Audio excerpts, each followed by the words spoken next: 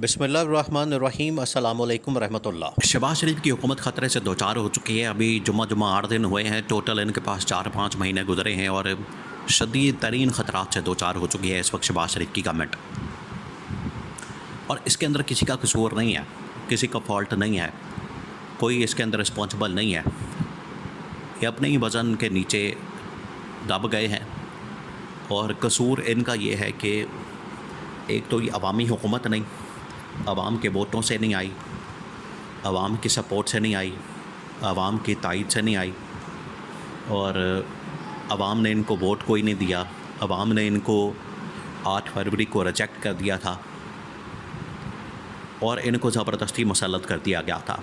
तो जब आप नाअहलों को, करप्ट लोगों को, मैंडेट चोरों को मुल्क के ऊपर मुसल्लत कर देंगे तो मुल्क का वो जो हशर करेंगे वो आपके सामने है।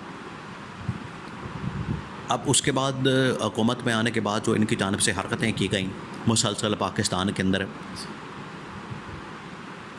इन्होंने आते साथ ही महंगाई बेरोज़गारी में जहाँ पर इजाफ़ा किया, इन्होंने एक और चक्कर में वारदात डाली। इस मरतबा लूट मार की, अवाम की जेबों के ऊपर डाका मारा, टैक्सों में, महंगाई में, और बड़े तरीक़ों से ये जेबों पर डाके मारते हैं। इस मरतबा इन्होंने बिलों के ज़रिए से भी डाका मारा और अवाम की चीखें निकलवा दी।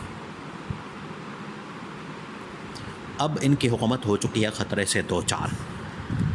जब ये इस तरह की हरकतें करेंगे तो हुकूमत सर्वाइव तो नहीं कर सकते, फिर उसका सर्वाइवल बड़ा मुश्किल हो जाना है। अब ये कभी आइनी तरमीम ला के, पार्लियामेंट का सेशन बुला के, अंदर आइनी तरमीम करके, उसके लिए इन्होंने फिर दौड़ाया आसिफ ज़रदारी को। आसिफ ज़रदारी की ज़रूरत पड़ गई। आसिफ ज़रदारी का पाकिस्तान के अंदर एक बहुत बड़ा नाम है, उसको जाना जाता है मफाहमत के बादशाह के तौर पर। अजीब ड्रामेबाजी मुल्क के अंदर की जाती है कि जो एक बंदा ब्रोकर है, वो डीलर है, जिस तरह से एक प्रॉपर्टी डीलर होता है महल्ले के अंदर, वो उस तरह का एक प्रॉपर्टी डीलर है। डीलर आप कह लें, प्रॉपर्टी का तो नहीं, खैर जो पावर कॉरिडोर्स हैं उसके अंदर एक डीलर है, वो डील कराता है। इधर से डील कराई, इधर से डील कराई, और हर तरफ से परसेंटेज पकड़ा और दिहाड़ी लगा के तो सौ गए। उस किस्म का डीलर है और उसको बनाया हुआ है कि ये मफाहमत का बहुत बड़ा कोई बादशाह, किंग है, सियासत का बहुत बड़ा कोई किंग है। अगर ऐसा किंग होता, ऐसा कोई बादशाह होता सियासत का, तो ना सिर्फ अपने दौरे हुकूमत में बल्कि आज भी मुल्क के हालात ठीक कर चुका होता, या कम से कम सिंध की हद तक तो कम से कम वहाँ पर हालात ठीक कर चुका होता। सिंध जाके आज भी देखें, जहाँ पर पिछले 25 साल से इनकी गवर्नमेंट है, लोग छपड़ों का पानी पीते हैं, स्कूलों के अंदर खोते बंदे होते हैं, और अस्पतालों के अंदर जानवर बांधे होते हैं। ये इनका हाल है। ना वहाँ पर पानी है, ना तालीम है, ना सेहत है, ना सड़कें हैं, और ना वहाँ कोई निज़ाम है। और जो लुट मारा इन लोगों ने लगाया हुआ है सिंध गवर्नमेंट के आड़ में, वो पिछले 25 साल से जारी और सारी है। और ये बादशाह इसको कहा जाता है, मफाहमत का या सियासत का, पता नहीं कौन सी सियासत करता है। अब आसिफ ज़रदारी को मैदान में उतारा गया है और आसिफ ज़रदारी ने मौलाना फजल और रहमान से मुलाकात की, और मुलाकात का मकसद ये था कि जो तरमीम लाई जा रही है कौमी असम्बली के अंदर, उसको किसी तरह से मौलाना से सपोर्ट ली जाए। अब ये जो मौलाना, देखिए इमरान खान ने भी टास्क दिया था PTI वालों को कि आप जाएं और मौलाना को अपने साथ मिलाएं और मौलाना को हुकूमत की साइड पर ना जाने दें। तो इमरान खान की पार्टी के तमाम लोग पहुंचे थे और उन्होंने जाके मौलाना के साथ बातचीत की, मुलाकात की, और मौलाना को कन्विंस किया कि आप इधर उधर मत जाएं। आपके साथ जो धोखा हुआ है, आपके साथ जो फ्रॉड हुआ है, आपके साथ जो 2 नंबरियाँ हुई हैं, अब आप होश के नाखून लें, अक्ल से काम लें, और इनके चक्करों में, इनके वादों में, इनके सब्ज़ बाग में मत आएँ। लेकिन मौलाना भी बेचारा आदत से मजबूर है, पावर के अंदर जाना उसकी भी उंगल उसको भी होती है।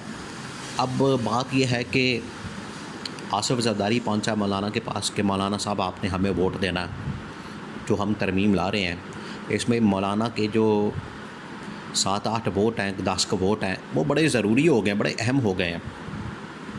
क्योंकि अगर मौलाना की सपोर्ट नहीं मिलती, मौलाना की हिमायत नहीं मिलती, तो इनके पास जो नंबर है, टोटल इस वक्त नंबर शहबाज शरीफ को चाहिए कौमी असम्बली में 225, और हुकूमत के पास नंबर है तकरीबन को 206 से 8। मखसूस नशस्तों का फ़ैसला हो जाता है, ये मखसूस नशस्तें में निकल जाती हैं तो ये बिल्कुल फटे पे आ जाता है। 170-80 पे आ जाते, बल्कि गवर्नमेंट ही इनकी फारग हो जाती है।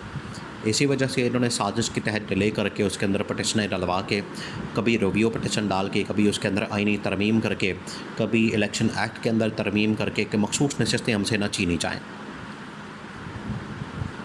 तो ये इन्होंने सारी कोशिश की इस वजह से, ताकि ये आईनी तरमीम ला सके चीफ जस्टिस से मुतालिक।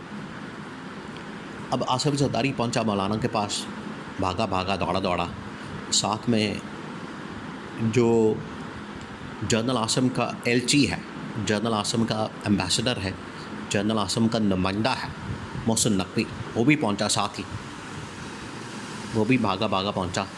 तो इसका मतलब है कि ये मौलाना को कन्विंस किया जा रहा है इस्टेब्लिशमेंट की जानिब से, और साथ में आसिफ ज़रदारी को मैदान में उतारा गया कि किसी तरह से कन्विंस किया जाए मौलाना को। लेकिन मौलाना नहीं चक्कर में आ रहा, क्योंकि मौलाना के साथ एक बहुत बड़ा धोखा हुआ है।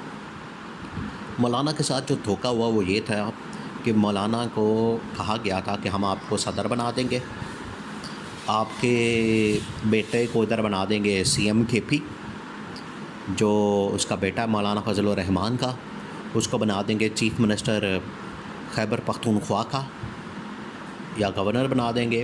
वो कहता था कि इसको CM बनाओ और मौलाना को ख़ुद सदर बनाओ, और पार्टी को तकरीबन कोई 8 से 10 वजारतें दो हुकूमत में, वफाक में। अब ये सारी चीज़ें मिल नहीं सकती, ना वजारतें मिल सकती हैं। वजारतें 1-2 दे देंगे, इससे ज़्यादा नून लीग वाले नहीं देने वाले। मौलाना का इससे कोई नहीं, मौलाना की इससे दाढ़ भी नहीं गिली होनी। सदर बन नहीं सकता सदर, क्योंकि आसिफ ज़रदारी है।